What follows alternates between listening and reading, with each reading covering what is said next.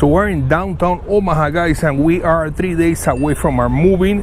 As you can tell by the title of this video, I actually returned my Samsung Galaxy S7 Edge. Now, as you can see, I have the phone in the hand, and next to it is my Samsung Galaxy S6 Edge Plus. So you're probably thinking, like, what do you mean you return it? You have it with you. So yeah, the one I have with me right now, it's a review unit from Verizon Wireless. But the one that I got for myself, I got it through Verizon, doing the monthly payment, and I decided to return the phone within the 14 days that they give you. Check out how cool the downtown and all the buildings behind me. So like I said, I have the Edge Plus right here also, right? So the reason why I returned it is because, you know, after extensive evaluation, testing, and using both phones together for like 14 days, honestly, guys, I came to the conclusion that what I get from the Edge Plus versus what you get from the S7 Edge, for me, it didn't justify the upgrade and getting the debt of paying over $700 for the S7 Edge. So without further ado, my friends, let's go ahead and talk about the reasons why I decided to return this phone and I keep it. I'm gonna put these two phones together through the same test, opening, closing different applications, doing everything the same, both phones. And I'm gonna tell you guys at the end all the reasons for why I decided to return and I keep the S7, and what phone am I gonna be getting soon.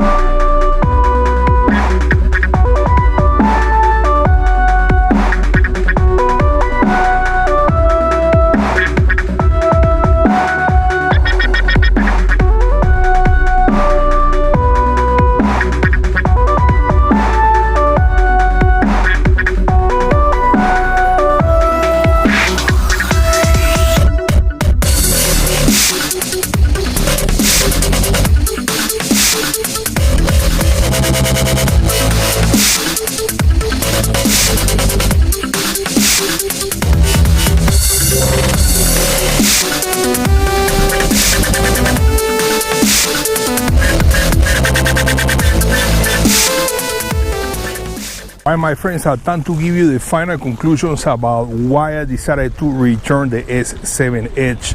Check out this beautiful area here. This is probably the last time that I'm gonna be here. We have these really nice upscale condos. We have this really nice building right here. People can walk, exercise or whatever. We have the Missouri River.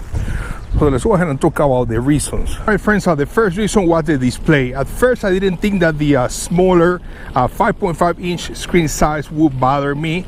But as I play with both phones, the S7 and my Edge Plus, I realized that you can really take more advantage of the bigger screen on the Edge Plus. Right, amigos, the next reason why I decided to return this phone, it was the camera. When I realized that the maximum resolution of 12 megapixels or ultra pixels only works in the 4:3 aspect ratio, I was really disappointed. I'd rather take pictures in full size and not in a square shape. My friends, take a look at this super nice view from here. So the other reason why I returned it was the lack of quick charge 3.0. I was very disappointed when I realized that the phone doesn't support quick charge 3.0. When this phone was announced, this is one of the things that they said that this phone will offer. Yes, the phone has a bigger battery, but that means longer time to charge.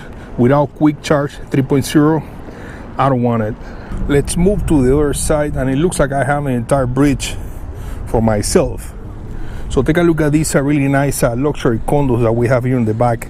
All right, so the next reason that I decided to return this phone for was the design and the look.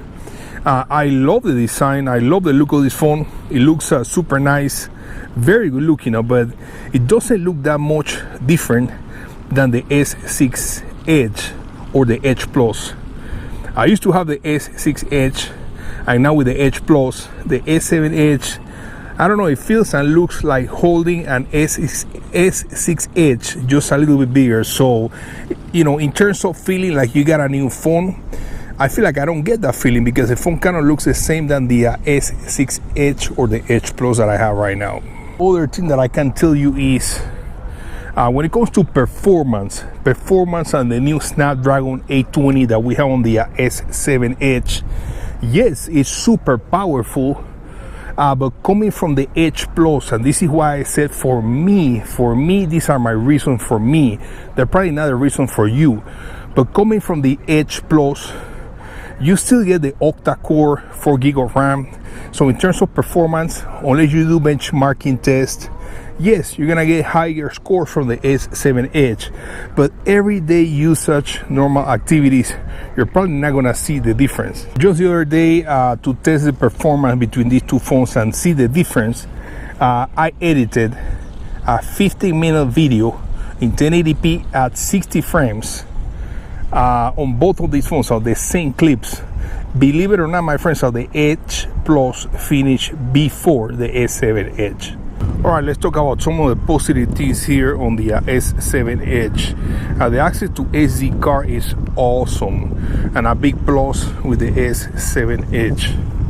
Also, the waterproof feature, it's maybe not a must-have, but for sure something very, very cool to have on a phone. As a matter of fact, guys, I can probably throw the S7 Edge down there and it's gonna survive. Now, I will say this, guys, because of what I do with YouTube, for me, I would rather have, you know, a better camera, a camera that can shoot pictures in 16:9 and not 4:3, and also maybe new features in the camera. I think I will sacrifice, you know, a faster processor like the one we have on the S7 Edge, and probably the bigger battery if I'm gonna have a better camera. But like I said, that for me, because of what I do, the camera matters more for me than the processor. Being honest with you guys, what are the benefits that I really see from the S7 Edge if you come from the Edge Plus? Bigger battery, access to micro SD card, and the waterproof feature. Hey amigos, those are the reasons why I decided not to keep the S7 Edge and return it within the 14 days that they give you. Now, what phone am I planning on getting? Maybe I would say the Note 6. From what I hear, the specs are insane. We're talking about 20 megapixel rear camera, 6 gig of RAM, 4,000 milliamp battery, quick charge 3.0, thank you, and also I believe waterproof feature. So my friends, until the next video, peace out, see you later, over and out.